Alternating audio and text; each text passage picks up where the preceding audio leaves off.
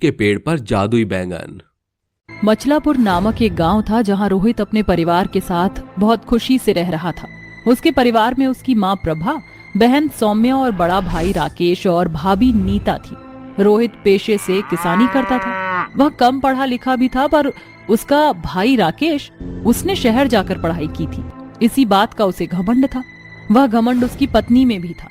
रोहित अपने खेत में हल चलाकर तपती गर्मी में घर आया ही था कि रोटी बनाते हुए भाभी से कहता है, भाभी, मैं घर आ गया। आज बहुत गर्मी थी, थोड़ा सा पानी दे दीजिए। और खाने में क्या बनाया है?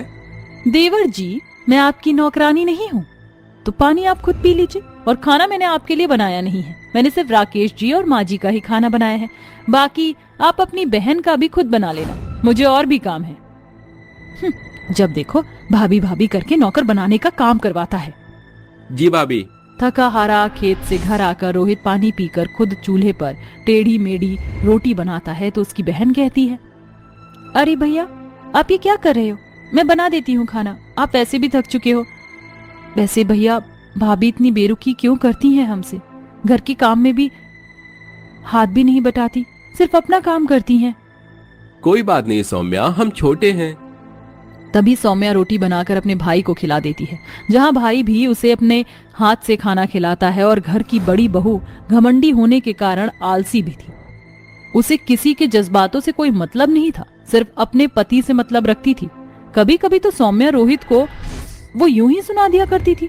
साथ ही घर में पैसों की बहुत कमी थी, जहां बड़ा बेटा अच्छा पैसा कमाता था और किसी को भी नहीं देता था, पर छोटा बेटा अपने खेत में जो भी उगाता उसे बेचकर अपनी माँ बहन का खर्चा चलाता था। पर एक दिन उसके खेत की सब्जी के पेड़ पौधे सब खराब हो गए, यहाँ तक कि पसंदीदा बैगन भी। ये देखकर रोहित अपनी माँ की गोद में सर रखकर कहता है, माँ, मैंने इतनी मेहनत करी थी, इसके बावजूद मेरे खेत में सारी फसल बर्बाद हो गई। अब मेरे पास पैसे भी नहीं है, क्या होगा? चिंता मत कर बेटा, तेरा बड़े भाई पैसे वाला है, उससे पैसे मांग ले और खेत में दोबारा खेती कर, क्या पता कुछ अच्छा हो जाए। मुझे नहीं लगता कि बड़े भैया पैसे देंगे, पर एक बार कहकर जरूर देखूंगा। आखिर सौम्या की शादी का खर्चा भी तो मेरे कंधों पर है, क्योंकि भाई ने पहले ही इनकार कर दिया। ये बोलकर रोहित अपने बड़े भाई राकेश के पास जाकर पैसे मांगता है। तभी वह तेवर दिखाकर कहता है, क्या बोला तुमने? मैं तुम्हें तुम्हारे खेत में उन पेड़ पौधों के लिए पैसे दूं? बिल्कुल नहीं। देखा, अगर आज तुम मेरी तरह पढ़ लेता तो गवार नहीं होता। खैर, मैं किसी को एक फूटी कौड़ी नहीं दूंगा, और मैं यहाँ रहूंगा भी नहीं अब तुम जैसे गंवार लोगों के साथ। मैं और मेरी पत्नी शहर में रहकर शहर के तौर तरीके से जिएंगे। भैया, आप जा रहे हैं? आप जानते हैं माँ की तबीयत बिगड़ी हुई है। फिर भी मुझे कुछ नहीं पता, सब तुम ही करो, मैं तो चला।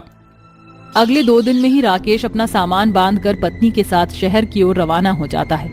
वहीं दूसरी ओर घर के खर्चे, माँ की दवाई, बहन की शादी को लेकर रोहित के मन में बहुत कुछ चल रहा था, क्योंकि कमाई का जरिया ठप हो गया था। वह दूसरी जगह काम भी करता है तो लोगों से काफी कुछ उल्टा सीधा सुनने को मिलता है। अपनी माँ बहन के पेट को पालने के लिए वह लोगों की सुनता है, फिर एक बार काम से निकाल दिया जाता है। ऐसे में परेशान होकर वह अपने उजड़े हुए खेत में जाता है, जहाँ उसके सारे पेड़ पौधे तहस नहस हो रखे थे। हे भगवान, आपने मेरे साथ ऐसा क्यों किया? इतनी परिश्रम के बाद भी मुझे सफलता नहीं मिली, न मेरी नौकरी रही। अब मैं अपने परिवार का ख्याल कैसे रखूंगा? उसके रोते हुए आंसू जमीन पर पड़ रहे थे। तभी जमीन से 2 जड़ निकलती हैं। एक बड़े से पेड़ का रूप ले लेती हैं, जो कि बैंगन का पेड़ होता है। दूसरी जड़ रोहित के पैर को पकड़ लेती है। तभी रोहित का ध्यान जाता है, ये क्या? मेरे पैर में ये जड़ कैसे बंध गई? अरे अरे अरे, इसकी जड़ तो कहीं जा रही है, जरा देखता हूं मैं। अपने पैरों में से वो जैसे जैसे जड़ निकालता है और धीरे धीरे उस जड़ की पहुंच तक पहुंचता है, तो सामने देखता है कि उसके खेत में एक बड़े से बैंगन का पेड़ है, जिसे देखकर वो कहता है, अरे, मेरे खेत में सब कुछ उजड़ गया था, ये इतना बड़ा पेड़ कैसे आया? और इस पर तो बहुत सारे बैंगन भी हैं। रोहित चमचमाते बैंगन को देखकर 2 बैंगन तोड़ता है, जिसके तोड़ते ही वहां 2 नए बैंगन आ जाते हैं और अचंभित होकर कहता है, अरे बाप रे बाप, ये क्या, बैंगन तोड़ने के बाद दोबारा बैंगन आ गए? कहीं ये जादुई बैंगन का पेड़ तो नहीं है? तभी जादुई बैंगन पेड़ खुशी से झूम कर कहता है, तुमने बिल्कुल ठीक पहचाना, मैं एक जादुई बैंगन का पेड़ हूँ।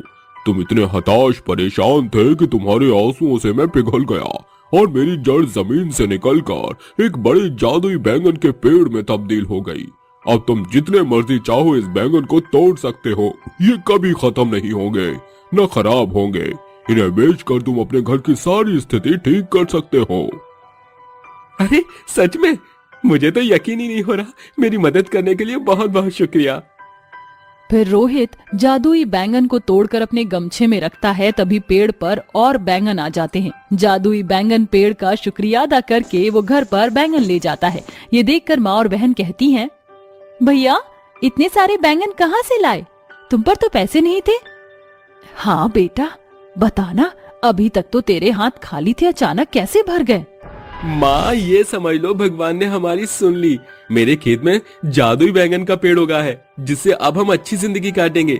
सौम्या, तुम बैंगन का भरता और बैंगन के पकौड़े चाय के साथ बना दो। उसके बाद मैं मंडी में बैंगन का इतना सस्ता दूंगा कि पूरे बाजार में कोई बेच नहीं रहा होगा। इससे सभी लोग मेरे बैंगन खरीदेंगे।